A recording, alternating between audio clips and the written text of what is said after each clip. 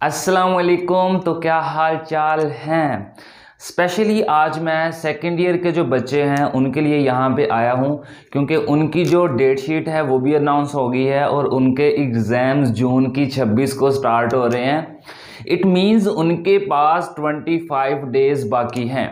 तो second year के बच्चों के लिए मैं specially according to smart syllabus very very very important short questions जो है वो यहाँ पे लाया हूँ। हम फुल बुक के 80 to 100 ऐसे शॉर्ट क्वेश्चंस को यहाँ पे इस सीरीज़ के अंदर टच करेंगे, जिसको हम करें और वो इतने इंपॉर्टेंट क्वेश्चंस हैं, अगर लो लेवल का बच्चा भी उसे कर लेगा ना तो वो मैं इस बात की आपको गारंटी देता हूँ कि वो पास हो जाएगा और वो पास भी अच्छे नंबरों से होगा। तो इस सीरीज़ को आप शुरू से लेके एंड तक देखें। मेरी बैक साइड पे आपको एक क्वेश्चन जो है वो लिखा हुआ नज़र आ रहा होगा। हम चैप्टर 1 से चैप्टर 15 तक जो है, जो अकॉर्डिंग टू स्मार्ट सिलेबस हैं, जो भी स्मार्ट सिलेबस में यहाँ पे डिस्कस हुए हैं, उनमें से जितने भी इम्पोर्टेंट है, ये नहीं इम्पोर्टेंट तो होते हैं लेकिन जो वेरी इंपॉर्टेंट क्वेश्चंस हैं जिसके 100% चांसेस होते हैं पेपर में आने के, वो हम यहाँ पे डिस्कस करेंगे। तो आपने हर एक क्वेश्चन को जो है अच्छे से समझना है, अपनी नोटबुक पे नोट करना है, ताकि आप एग्जाम से एक रात पहले उन्हीं क्वेश्चन को अच्छे तरीके से याद कर लें। और इस बात की मैं गारंटी देता हूँ, श्योरिटी देता हूँ कि ये जो क्वेश्चन हम यहाँ पे डिस्कस करेंगे वो आपके पेपर में ज़रूर आएंगे। तो चलिए स्टार्ट करते हैं चैप्टर 1 से। तो सबसे पहला हमारा जो क्वेश्चन है वो है why diamond is a non conductor while graphite is a fairly good conductor.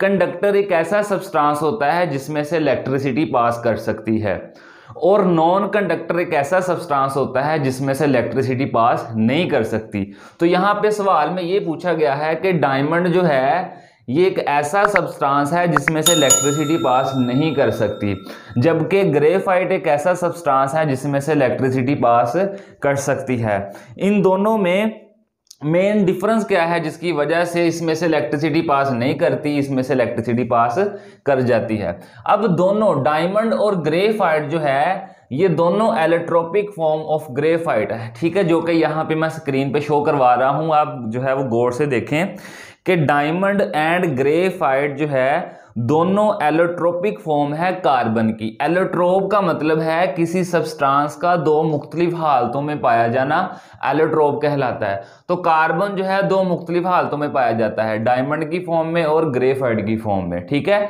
तो डायमंड और ग्रेफाइट जो है ये एलोट्रोपिक फॉर्म है किसकी, कार्बन की। अब मेन डिफरेंस क्या है जिसमें, डायमंड अगर हम देखें डायमंड को, डायमंड के जो तमाम 4 वैलेंस इलेक्ट्रॉन्स होते हैं ना वो टाइटली बाउंड होते हैं इन टेट्राहेड्रल वे, ठीक है। डायमंड के अंदर कार्बन के जो 4 के 4 बॉन्ड है वो टेट्राहेड्रल वे में टाइटली बॉन्डेड होते हैं, वहां पे कोई भी फ्री इलेक्ट्रॉन अवेलेबल नहीं होता। यहाँ पे आप स्ट्रक्चर देखें स्क्रीन के ऊपर कि यहाँ पे जितने भी कार्बन के 4 जो हैं कार्बन एटम हैं उनके 4 के 4 वैलेंस इलेक्ट्रॉन जो हैं वो टाइटली बॉन्डेड है, वहां पे कोई भी फ्री इलेक्ट्रॉन अवेलेबल नहीं है। जहां पे इलेक्ट्रॉन नहीं होंगे वहां पे इलेक्ट्रिसिटी भी पास नहीं करेगी। तो इस वजह से डायमंड जो है ये एक नॉन कंडक्टर है।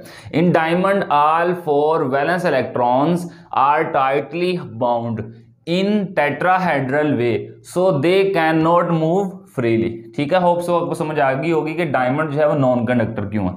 अब हम ग्रेफाइट की बात करते हैं। But in a graphite one of the valence electrons is loosely bound which can move freely। यहाँ पे आप देखें स्ट्रक्चर जो है वो आपको स्क्रीन पे शो हो रहा है कि यहाँ पे जो ग्रेफाइट है इसमें 3 कार्बन ने 3 बॉन्ड बनाए हुए हैं, जिसमें से एक बॉन्ड जो है वो नहीं बना, मीन कार्बन का एक इलेक्ट्रॉन जो है वो फ्रीली मूव कर रहा है। तो ग्रेफाइट में हर कार्बन एटम का एक इलेक्ट्रॉन फ्रीली मूव कर रहा होता है, जिसकी वजह से वहां पे इलेक्ट्रिसिटी पास कर सकती है। अब यही वजह है, it is the reason is that diamond is a non conductor while graphite is a good conductor of electricity. तो आपने हर क्वेश्चंस को अच्छे तरीके से समझना है और अच्छे तरीके से याद करना है, रट्टा बिल्कुल नहीं लगाना। ये आप अगर कॉन्सेप्ट अपने माइंड में रखोगे तो आप अपने अल्फाज में भी लिखोगे। तो हम चलते हैं अपने नेक्स्ट क्वेश्चन की तरफ। तो चलिए सेकंड क्वेश्चन को देखते हैं। सेकंड क्वेश्चन हमारा है why sodium oxide is basic while phosphorus pentaoxide is acidic in nature। Very important sure question है कि जो सोडियम का ऑक्साइड है वो बेसिक क्यों है और फॉस्फोरस का जो ऑक्साइड है वो एसिडिक क्यों है। तो सबसे पहले मेन बात जो कि मैंने आपको लेक्चर्स में भी बताई थी कि जितने भी मेटल्स के ऑक्साइड होते हैं वो हमेशा बेसिक सॉल्यूशन ही बनाते हैं और जितने भी नॉन मेटल के ऑक्साइड्स होते हैं वो हमेशा एसिडिक सॉल्यूशन ही बनाते हैं। तो सोडियम एक मेटल है और फॉस्फोरस एक नॉन मेटल है, तो इन दोनों के ऑक्साइड जो हैं वो बेसिक एंड एसिडिक सॉल्यूशन ही बनाएंगे। तो होप्स हो कि आपको यहाँ से ही गैस लग गया होगा कि कौन सा जो है वो हमने आंसर लिखना है। तो यहाँ पे हम देख लेते हैं कि when sodium oxide react with water it formed basic solution. ठीक है, इट फॉर्म्ड बेसिक सॉल्यूशन। तो यहाँ पे देखें मैंने रिएक्शन लिखा है कि जब सोडियम का ऑक्साइड वाटर के साथ रिएक्ट करता है एक स्ट्रॉन्ग अल्कली बनाता है जिसको हम सोडियम हाइड्रोक्साइड कहते हैं। इसी तरह on the other hand when P2O5 react with water it formed acidic solution. तो ये एसिडिक सॉल्यूशन बनाता है। यहाँ पे मैंने रिएक्शन लिखा है P2O5। ठीक है जी, P2O5 वाटर के साथ रिएक्ट कर रहा है, हमारे पास फॉस्फोरिक एसिड बनाता है। ठीक है, तो हमें सॉल्यूशन में कैसे पता चलता है कि ये बेसिक सॉल्यूशन है, ये एसिडिक सॉल्यूशन है। एब्सोल्युटली हम लिटमस का यूज करते हैं। लिटमस जब हम डिप करते हैं तो जो बेसिक सॉल्यूशन होता है वो लिटमस ब्लू हो जाता है और जब एसिडिक सॉल्यूशन होता है वो जो लिटमस है वो रेड हो जाता है। तो वहां पे हमें पता चलता है कि ये सॉल्यूशन एसिडिक है या बेसिक है, ये सॉल्यूशन एसिडिक है या बेसिक है। तो इसी वजह से it is the reason is that Na2O is basic while P2O5 is acidic in character, या हम कह सकते हैं एसिडिक इन नेचर। तो ये था हमारा सेकंड क्वेश्चन। अब चलते हैं अपने थर्ड क्वेश्चन।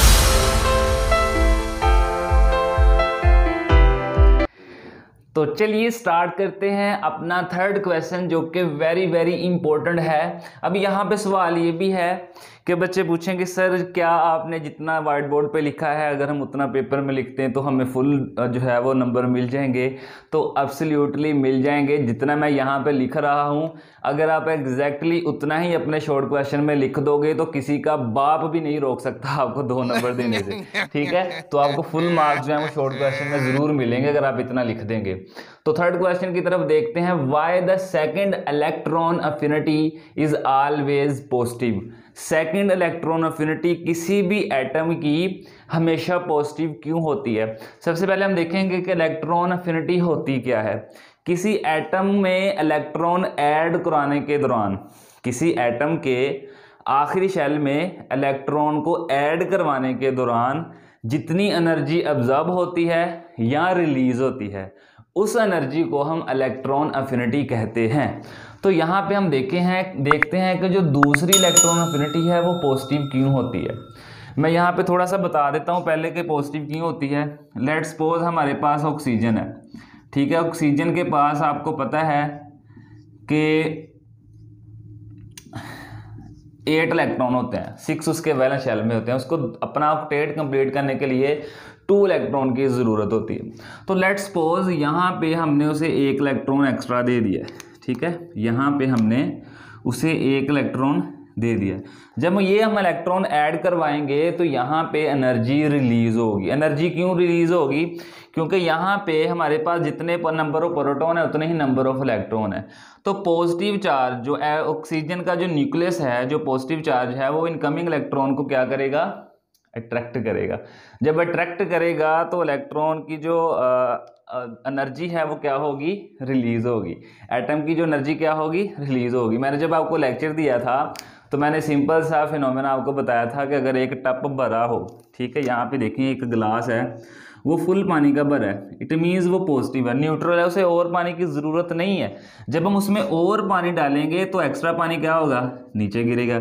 इसी तरह ऑक्सीजन का जो एटम है वो न्यूट्रल है, जितने नंबर ऑफ प्रोटॉन है उतने ही नंबर ऑफ इलेक्ट्रॉन है। तो जब हम 1 इलेक्ट्रॉन ऐड करेंगे तो वहाँ पे क्या होगा? एनर्जी रिलीज होगी। तो यहाँ पे इसकी जो पहली एनर्जी है वो रिलीज होती है -141 किलो जूल पर मोल। इसी तरह जब हम दूसरा इलेक्ट्रॉन ऐड करवाते हैं, लेट्स सपोज हमारे पास ये एक दूसरा इलेक्ट्रॉन है, इसको हमने ऐड करवाना है। यहाँ पे एक इनकमिंग इलेक्ट्रॉन है जो ऑलरेडी नेगेटिव चार्ज है यहाँ पे।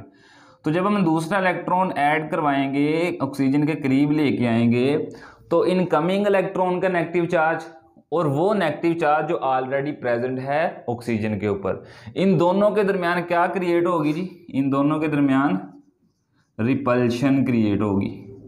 तो इस रिपल्शन को ओवरकम करने के लिए, इस रिपल्शन को, इस धक्के को ख़त्म करने के लिए हम पीछे से एक और धक्का लगाते हैं, मीन पीछे से हम एनर्जी देते हैं ताकि ये इलेक्ट्रॉन भी यहाँ पे आगे फिट हो जाए। तो एनर्जी गिवन हुई, तो जहाँ पे एनर्जी गिवन होती है वहाँ पे साइन क्या होता है? पॉजिटिव होता है। तो यहाँ पे हम रीड कर लेते हैं कि हमारा जो है वो थर्ड क्वेश्चन कौन सा है? When second electron is added to a uninegative ion, ठीक है। तो सपोज करें हमारे पास ये यूनिनेगेटिव आयन है, मीन ऑलरेडी नेगेटिव चार्ज इसके ऊपर मौजूद है। देन एनर्जी इज ऑब्जर्व, जब हम दूसरा इलेक्ट्रॉन ऐड करते हैं किसी भी यूनिनेगेटिव आयन के अंदर, तो वहां पे एनर्जी क्या होती है? ऑब्जर्व होती है। It is due to the repulsion between incoming electron, ये वाला इनकमिंग इलेक्ट्रॉन है, and negative charge already present. तो ये नेगेटिव चार्ज ऑलरेडी प्रेजेंट है ये वाला, और negative charge of incoming electron के दरमियान जो रिपल्शन होती है, उस रिपल्शन को ओवर करने के लिए हमें एनर्जी देनी पड़ती है, और एनर्जी गिवन होती है। इस वजह से उसकी जो सेकंड इलेक्ट्रॉन अफिनिटी है वो +780 किलो जूल पर मोल हो जाती है। तो ये very very important short question है, इसको आप अच्छे तरीके से याद करिएगा। और हम अपने हर लेक्चर में कम से कम 2 या 3 क्वेश्चन जो हैं वो ऐड करेंगे। हम लेक्चर जो है वो ज़्यादा लेंथी नहीं बनाएंगे, तो ये बात माइंड में रखिएगा। इस चैप्टर के नेक्स्ट क्वेश्चन हमारे नेक्स्ट लेक्चर्स में होंगे। दुआ में याद रखिएगा। अल्लाह।